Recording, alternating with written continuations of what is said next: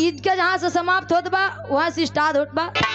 अगर मेरे सिवा किसी को देखा तो कसम से गर्दन मड़ोड़ दूंगी। सब गीत के जवाब देव और जवाब लेव। अच्छा हम खड़े भवा गावई का, हम इनका कुछ न कहवा। अभी कम से कम 150 बार काजल काजल काजल इनके आँखी में गड़ा था। दादा नहन भाई काजल इनके आँखी में गड़ा था। बात तो हर दादा। ए भैया ये आप लोगन का दिखा दी लवंडा है।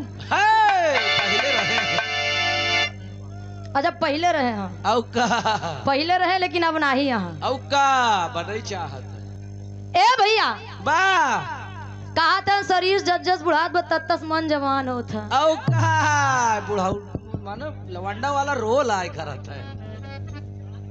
बड़ा सुंदर गीत गायन बा कहा था काजल तई से मुस्कियाए दे।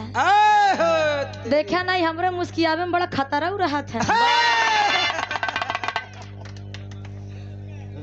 कहे नहीं औका कहे लठ से तारे और सर से चांद फोड़ दूंगी, फूक मारूंगी तो सारी नदियां मोड़ दूंगी। हेलो अब देख लो, आप देखो, अब देखो, आप देखो।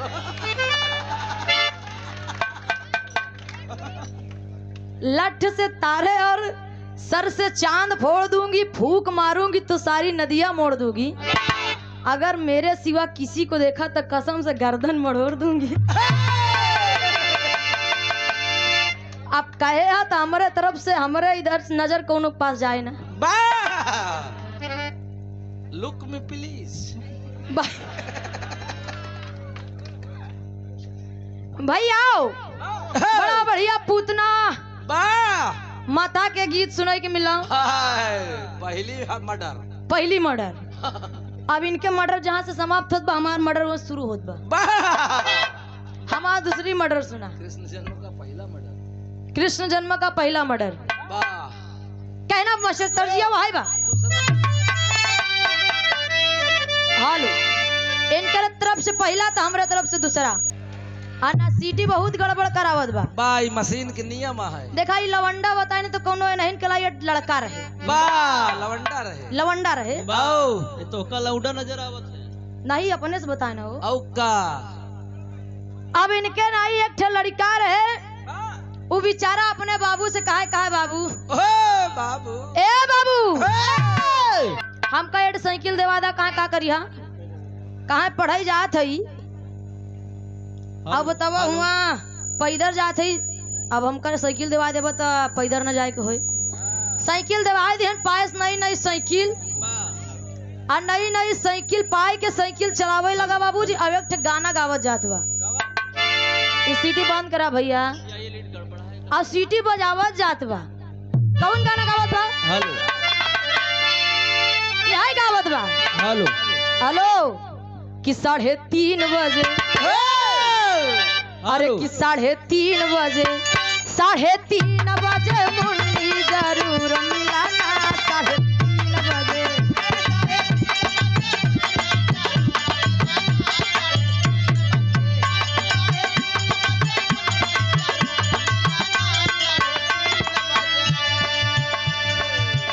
कहीं सोने के थारी डबल दोना।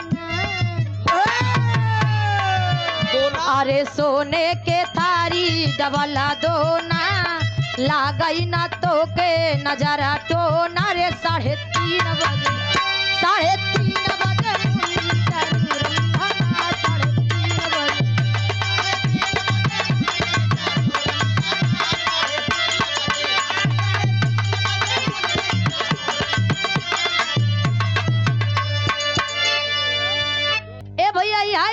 गावत चला जा रहा है। बगलिया में 5-6 लड़की रहा, धान निरावर रहे।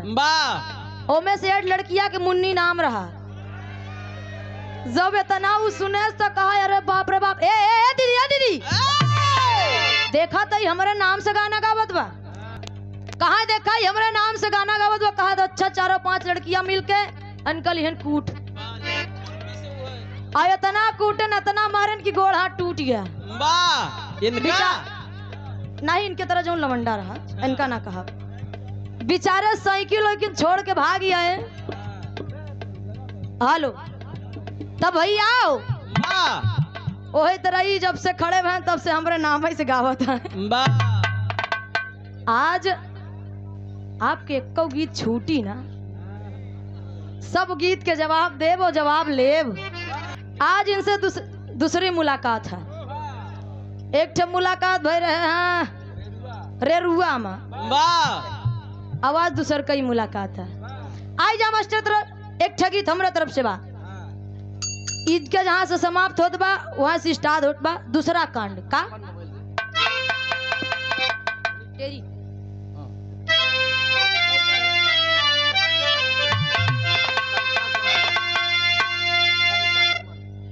कहे ना है, वाह अरे राम हेलो। कंसा के मन निर्दयिया बन गया।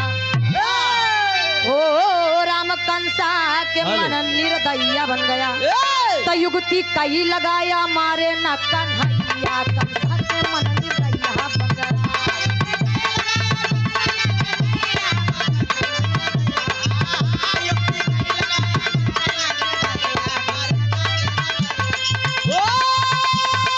क्या बात है?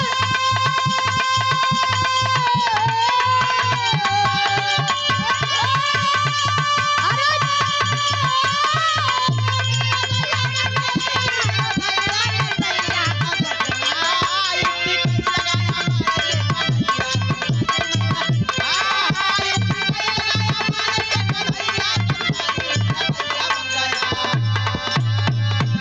कंसा सोचे पूतना बहिनी तो हमार चली गए, वाह कहा पूतना तो चल गया, अब का करी? वाह तो वही करत कहा एक लाइन तर्ज बा। ओहो अरे की कचौड़ी गली सुनी कैला बलमू, अरे की कहे सुनी कैला बलमू, अरे सुनी कैला बलमू, कचौड़ी गली सुनी कैला बलमू।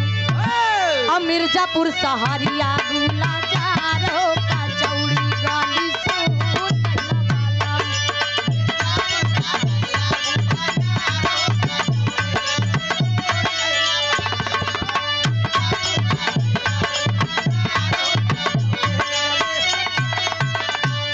यही भाव में कहना बा, इधर पूतना गए रहे लेकिन इधर के जात बा। हरे बकासुर आया है जुझारी,